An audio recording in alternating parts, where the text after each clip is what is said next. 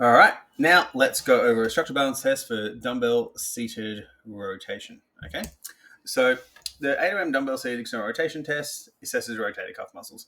Now, this can be useful for some athletes, particularly if they have a big emphasis on pushing exercises. For someone who really wants to improve their shoulder strength and integrity. So this can be a useful way to do that and see if they're just basically ridiculously weak. Now, the actual ratio that was hypothesized a long time ago by Poliquin was 9.8% of your 1RM bench press for 8 reps. So if that was a 140 kilo bench, you'd be looking at basically a 14 kilo dumbbell external rotation for 8 reps with a 4-1-1-1 tempo, which is really hard. So it's not necessary to it's not even necessary to basically hit those targets. But if you're at 1 kilo and you're struggling with that, then we definitely need to bring up your seated dumbbell external rotation. So it's not you have to hit the structural balance numbers, but if it's really, really bad, it's useful to do it. So if someone who has a history of shoulder pain or is preparing for strength training, we just want to see if there's any weaknesses there. If they have adequate rotator cuff strength and stability, overhead throwers, and it's to make sure that they've got just a decent amount of strength there. That's all we need to do. So have the client sit upright with the bench with their feet flat on the floor. Their upper back should be supported. The elbow should be bent. And what they're going to do is basically externally rotate their arm. Okay, so we're going to hold it there and rotate. Really, really easy. Now, from here, and there's lots of videos in the course that we have of this actual test. When they perform 8 repetitions with a moderate weight, we want to see what 8 reps that they can control.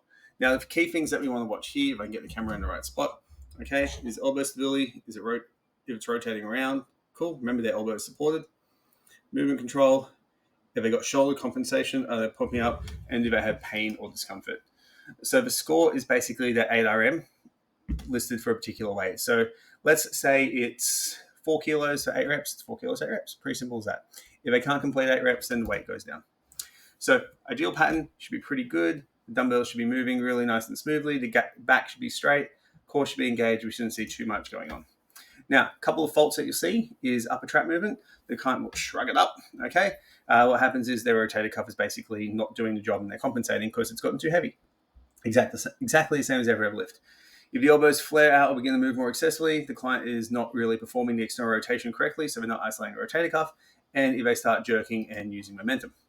So if someone has low external rotator cuff strength, they could get injury. And how do I put this? There's not a bunch of research to document this, okay, particularly having these structural balance ratios, but when I have looked at this in real life for people, when people are pretty good bench pressers but have incredibly weak external rotators, they generally do tend to get shoulder pain fairly commonly. So I find that just getting people to a normal level of strength is okay. We don't need a whole bunch of strength. It's pretty easy to do.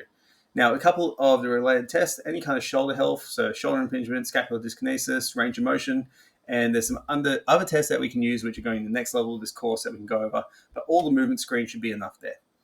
And really, really important to look at the scapulohumeral rhythm, which is another word for scapular dyskinesis, to make sure that it's moving okay. Now, I wouldn't do it when the client currently has active pain or being diagnosed with a tear or impingement, just because we can actually exacerbate it. And for beginner clients, there's not really a point because, they need to basically actually train, first of all, to get it. So testing their ARM is going to be inaccurate.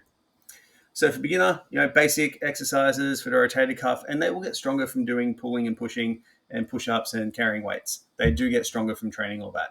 So we don't need to stress about that. Now, for intermediate level, gradually progress to resistance and volume with external rotation.